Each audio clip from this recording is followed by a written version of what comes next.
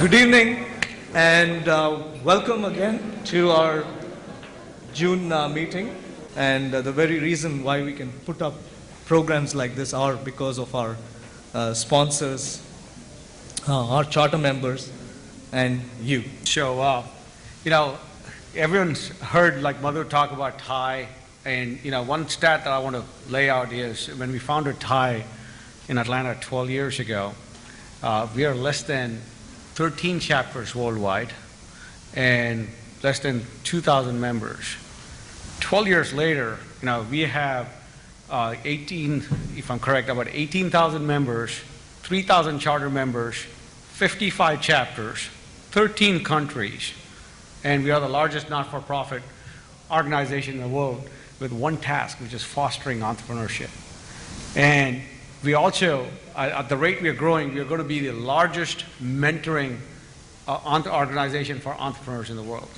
So with that said, one of the big initiatives that we have taken about is to take our, to bring the power of the network of TiE to Atlanta from around the world. I mean, you hear from a lot of our local charter members, local speakers, but we're bringing some of the marquee talented speakers and successful entrepreneurs, venture capitalists, and angels from around the country and around the world to come and speak here in July. It's a must-attend event. I mean, we have panels on all different, there's about 12 different panels on a variety of topics. Good evening. In the interest of time, if you all would bear with me and hold your applause, because this elite lineup of speakers deserves much more. But allow me to introduce all of them, and then we'll heartily welcome them to the TiE Core tonight. Thank you all for coming. I want to begin with my good friend, great mentor, Dr. Wayne Lord. He is not only a speaker tonight, but he's going to be moderating the panel. President of World Affairs Council of Atlanta for Global Issues and International Affairs Programming, past president of the Southern Center for International Studies, needs no more introduction. Tan Abai was recognized by the U.S. Chinese Institute of Engineering as a recipient of the 2010 Asian American Engineer of the Award. Now, ladies and gentlemen, I seek your engagement with a loud, thunderous applause. Let's welcome the panel. I really am honored to be with these folks.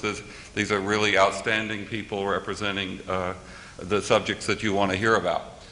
The second thing to say is a long time ago when I was in graduate school, once I had the job of briefing foreign officers in the diplomatic corps of our State Department and military officers who were going to Russia. And so I was asked to please come and give a briefing for 3 hours on Russia, Russian history, Soviet period, as well. It worked out, after 1,000 years, it worked out to about a decade a minute. And the opportunity to bring the country of Brazil as a destination for entrepreneurship. It is a great pleasure to be here also among all these knowledgeable panelists representing countries and counties. So Brazil, it's in every single paper these days. We have seen a big opportunity not only in the way Brazil came out of the last recession, but also the opportunities that we have ahead of us as we are planning to move from the 10th economy in the world to the 5th economy by 2020. Brazil, why Brazil? And I would give you a few overviews here and points why should we do business in Brazil. Bill Brand, 21st Century Telecommunications. I'm interested in the technologies, green technologies that Brazil has developed. I think they're a little bit farther along than the United States. One of the things that has helped Brazil in the last couple years due to the oil crisis that affected the world was the fact that Brazil is self-sustainable in renewable energy. We have a fleet of cars that not only run in alternative fuels such as alcohol? Oriented economic now, but the government has a very heavy influence on, how to do business, and in terms of, like the Brazil, like the rules, regulations, and how long it takes you to apply the business, etc. And also another thing is very important in China is 关系. They call it networking. In China, you have to establish this relationship first before you do business. Unlike Americans, you do business and you think this person or this business is worth becoming a friend, then you will establish a relationship. But in China, it's different. You got to know somebody, and then somebody will bring you to somebody, and somebody bring you to somebody who can help you. So that's very important, and it's quite different. And then we do business here. So that's why a partnership or a joint venture is recommended. Before I came to the United States, when I was 16 years old, and actually I run my own business, a very, very small business. To testing the water, I was not sure what I'm doing, but at that time, and I was doing school and I want to support myself. It was really rare for a girl like my age and to open a business. But fortunately, my parents supported me, and I just went to apply the business license, and I run a small business, and I hired one person to work for me. Connecting all the various security networks across the country so that the land, sea, air, rail are all connected together. If there is one thread, everyone knows what is happening, and everything is networked together.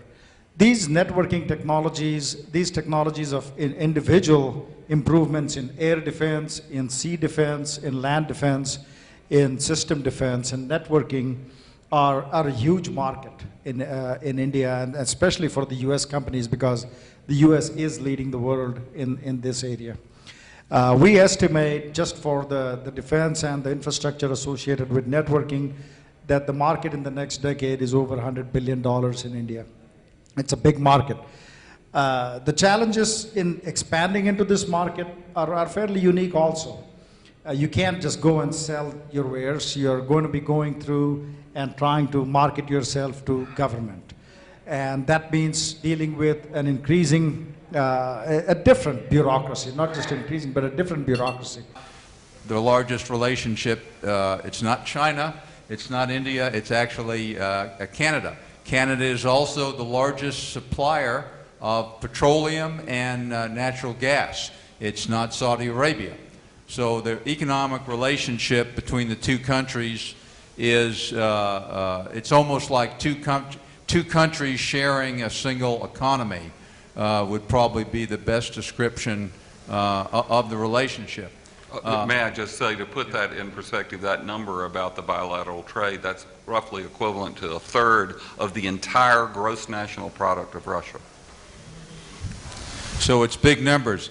The Economist magazine, this is not the government of Canada's information, I'm quoting a third party. The Economist magazine forecasts that Canada will achieve the strongest economic growth in the G7 over the next 5 years. So there's quite a dynamic economy.